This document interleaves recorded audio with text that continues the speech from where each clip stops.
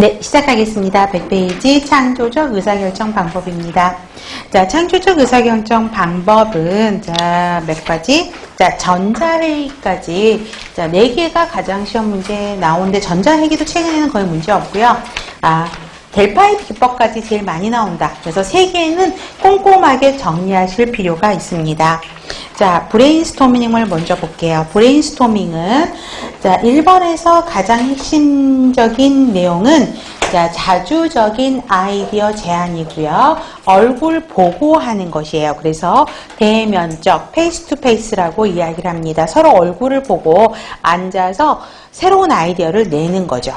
그래서 창의적이고 자유롭고 융통적 있는 사고 증진, 그래서 창의적인 아이디어 생산한다고 했는데, 아이디어 질을 따지는 것보다 아이디어 양만을 따지는 게 브레인스토밍입니다. 그래서 특히 4번, 비판을 하면 절대 안 돼요. 이런 말을 하면 친구들이 웃겠다. 그죠? 해서 말을 안 하는 게 아니라 일단은 아주 독특한 거라도 말도 안 되는 거라도 일단 내놓고 보는 거거든요. 그래서 아이디어 양생산이 가장 큰 목적이다라고 합니다. 그래서 절대 비판을 하면 안 돼요. 그러다 보니까 5번 타인의 압력이 배제된다. 그렇죠? 비판이 없으니까 맘 편하게 이 이야기도 내봤다 저 이야기도 한번 던져봤다 이러는 거거든요. 그래서 창조적인 사고를 창출할 수 있습니다. 자, 브레인스토밍의 원칙은 기억을 하셔야 되겠죠. 어떤 아이디어를 평가하거나 비판하면 절대 안 돼요. 저거 말도 안 되는 거야. 뭐 저런 거를 말을 한데 이런 말 할 필요가 없는 거죠.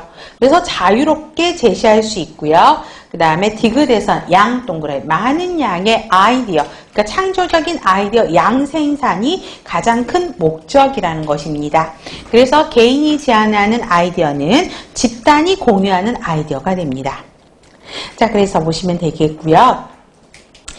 자, 원칙은 나왔었고요. 그쵸? 장단점은 아직까지 나오지는 않았어요. 그래도 장단점은 좀 기억을 해놓으실 필요가 있고요. 그 다음에 낸다 그러면 장단점을 조금 자세하게 낼 가능성이 있습니다. 왜? 워낙 많이 나와서 그렇거든요.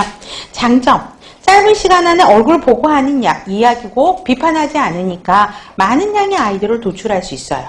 그 다른 사람들이 어떤 생각을 하고 있는지 알 수 있기 때문에 새로운 시각을 자극받을 수 있고요. 동등한 입장에서 비판 없이 자유롭게 이루어지고요. 소수 구성원에 의한 지배 이루어지지 않죠. 또 위축될 필요도 없어요. 이게 좋은 점이야. 단점은 자, 자율적으로 아이디어를 개발한 건 장점이죠. 그런데 규칙까지 준수하면서 아이디어를 어떤 구조화된 틀로 만들기는 그렇게까지 하기는 쉽지가 않고요. 쉽게 말할 수 있는 자유로운 분위기 조성은 말이 쉽지 실제 하는 거는 어렵고요. 그 다음에 주제를 벗어난 아이디어를 제시할 수도 있다라는 거죠. 단순한 문제는 적합하지만 복잡한 문제는 적합하지 않고요. 문제 해결 과정을 결론 짓지를 못한다. 뭐냐면, 자, 예를 들어서 우리가 손 씻기 감염 예방을 한다라는 브레인스토밍을 한다. 그러면 제일 쉬운 건 뭐예요? 손 씻기. 또 다른 여러 가지 땡땡땡땡 대안들이 있을 겁니다. 그래서 결론. 그래서 감염 예방을 해서 가장 좋은 방법은 무엇이다라고 브레인스토밍에서는 결정짓지 않는다라는 게 단점이에요. 단순히 나열한다라는 거죠.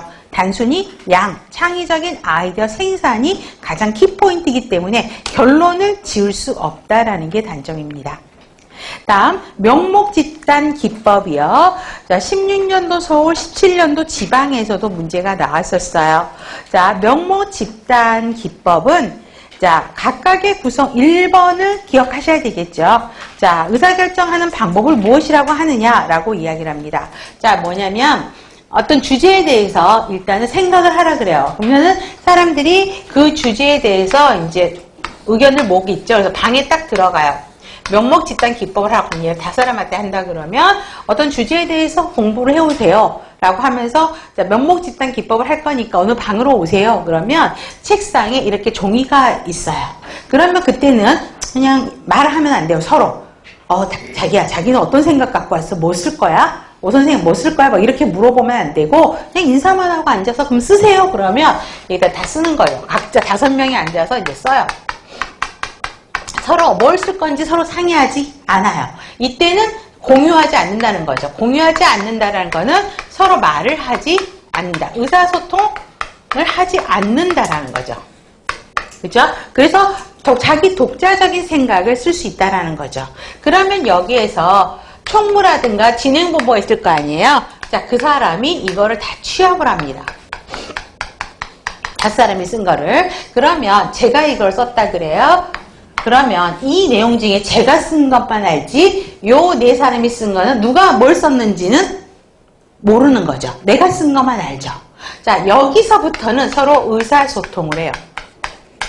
그렇죠? 이거를 이렇게 여러분들의 의견이 모였습니다. 자, 여기에 대한 것들에 대한 토론을 해주십시오. 하고 의사소통을 합니다.